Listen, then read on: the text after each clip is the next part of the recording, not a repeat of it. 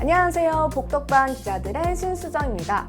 오늘은 부동산 재벌들 저자 고준석 대표님을 모시고 지금의 부동산 시장을 읽는 데 도움이 될 수 있는 포인트를 잡아보고자 합니다. 안녕하세요, 대표님. 네, 안녕하세요. 고준석입니다. 반갑습니다.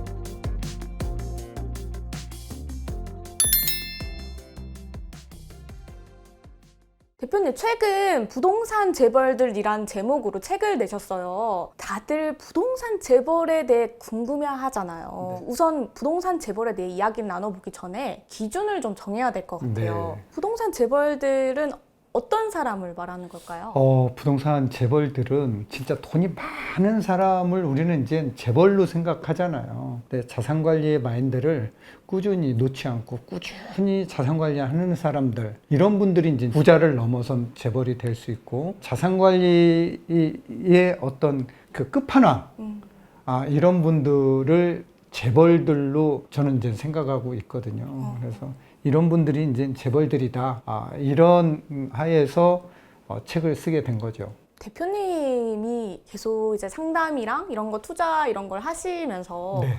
이런 부동산 재벌들을 많이 만나 보셨잖아요. 네. 이분들이랑 일반 투자자분들이랑 어떤 점이 가장 다른가요? 지금 부동산 가격이 지금 조정받고 떨어지고 있잖아요. 근데 일반 사람들은 지금 안 사잖아요. 근데 부동산 재벌들은 이때 산다라는 거예요. 그러니까 언제가 중요한 게 아니라 어떤 것이 중요하다라는 거죠. 그래서 이런 시장 흐름 속에서도 미래 가치 있는 부동산은 투자한다라는 거죠. 이게 재벌과 재벌이 아닌 사람들의 차이점이 아닌가 이렇게 보여지네요. 그분들은 시점에 상관없이 투자를 결정을 하신다고 말씀을 해주셨는데, 저는 잠깐 재벌이 아닌 사람 입장에서 생각을 네. 해보자면 네. 그분들은 약간 돈이 많으신 분들이나 이런 네. 분들이 많으니까 네. 뭐 대출금리나 이런 거에 상관없이 결정할 수 있기 때문에 그렇게 하실 수 있는 게 아닌가 이런 맞습니다. 생각도 들거든요. 맞는데 우리나라는 또 전세 제도라는 게 있잖아요. 네. 예, 전세를 끼고 투자하면은 대출 그 이상의 레버리지 효과를 낼 수가 있는 거잖아요. 그러니까 이제 어떤 생각을 가지고 자산 관리를 하느냐에 따라서 재벌이 되느냐 안 되느냐 그게 갈리는 것 같아요.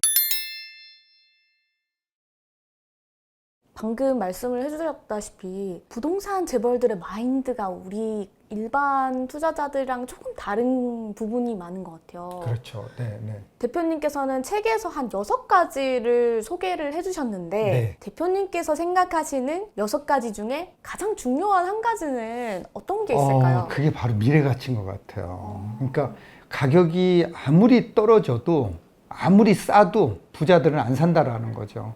그러니까 이게 싸게 샀어도 미래 가치가 없는 거는 가격이 안 올라가는 거잖아요. 이런 거는 쳐다도 보지 않는다라는 거죠. 또 그리고 부동산 하락장일 때 이런 시장에서도 부자들은 미래 가치 있는 물건을 찾아 나선다라는 거죠. 이런 때 쉬지 않는다라는 거죠. 근데 일반 재벌이 안 되는 사람들은 이런 시장에서는 쉬거든요. 휴일처럼 공휴일처럼 쉬고 있거든요. 근데 그렇지 않다라는 거죠. 꾸준히 시장을 탐방하면서 미래 가치 있는 물건을 찾아내서 투자를 한다라는 거죠. 이런 하락장에도 투자점을 찾아서 계속 공부를 하고 그렇죠. 시장을 계속 따라간다는 게 다른 점이다 이렇게 보시는 그렇죠. 거죠? 그래서 재벌이 되는 분들은 꾸준히 공부하는 이런 모습 되게 좋아 보여요. 그런데 재벌이 안 되는 분들은, 아닌 사람들은 공부 안 하죠. 예, 집안 대수사에서 부동산은 저 후순위로 밀려나 있죠. 근데 건강관리하고 자산관리는 되게 중요하잖아요. 이 두 가지는 죽는 그날까지 해야 된다라고 생각하는 게 재벌들의 마인드다라고 보여집니다. 거의 건강관리급으로 이제 부동산을 생각하는 그렇죠. 마인드. 네, 네, 네. 정말 그거 정말 배워야 될 것 같습니다. 저도 사실 이런 말 많이 들어요. 요즘에는 부동산 시장이 별로 안 좋고 꺾인다 이런 얘기가 많다 보니까 쉬어가는 것도 투자다. 그렇죠. 그런 얘기 많이 하죠. 네.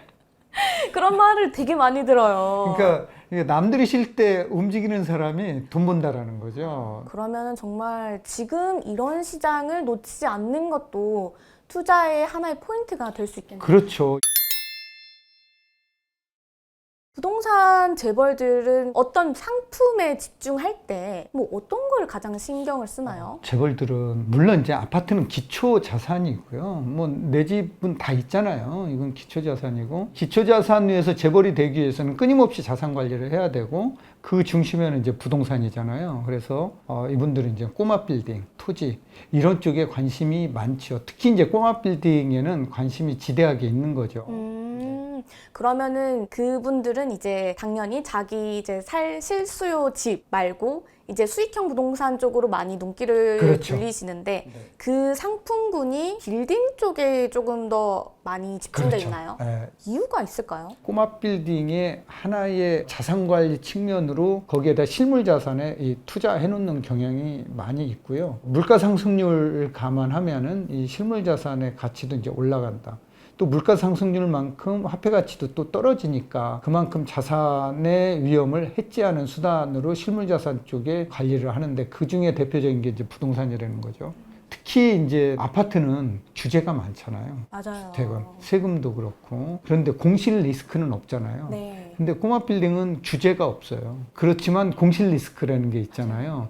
그러니까 이런 장단점들이 있음에도 불구하고 꼬마 빌딩을 선호하는 거는 규제가 덜하기 때문에 꼬마 빌딩을 선호하고 있고 특히 공실 리스크에 대해서는 미래 가치를 잘 따져서 상권을 잘 보고 들어간다라는 거죠. 재벌분들이 이제 상권에 따라서 이제 많이 선택을 하실 텐데 어떤 걸 보고 좀 들어가시는지. 그러니까 이제 재벌하고 재벌이 아닌 사람들의 차이가 이런 것 같아요. 우리가 이제 상가를 산다라고 하면은 역세권이냐, 네. 유동인구가 있느냐 이거 따지잖아요. 근데 재벌들은 이거 안 따진다라는 거예요. 재벌들은 역세권이다, 유동인구다는 보지 않고 거기에 소비인구가 있느냐 이거 따진다라는 거죠. 예, 그래서 소비 상권이냐 아니냐 이거를 보고서 재벌들은 그 상권을 보고 개별 물건에 투자한다라는 거죠. 예를 들어서 대치동은 코로나의 영향에도 불구하고 거기는 항상 소비 상권이다라는 거죠. 예, 소비 상권. 그런데 이 코로나19 사태로 인해서 대학가 상권들은 어떻게 됐습니까? 그렇죠. 많이 망가졌죠. 그렇죠. 온라인 수업으로 대체하다 보니까 거기에 소비 인구가 들어갈 수가 없잖아요. 그래서 이런 미래 가치를 본다라는 거죠. 그래서 특히 더 중요한 거는 소비 수준을 본다라는 거죠. 수준. 예. 그러니까 하루 종일 매출을 해도 얼마 안 되는 상권, 재래 상권. 네. 자, 이런 데보다는 청담동 상권.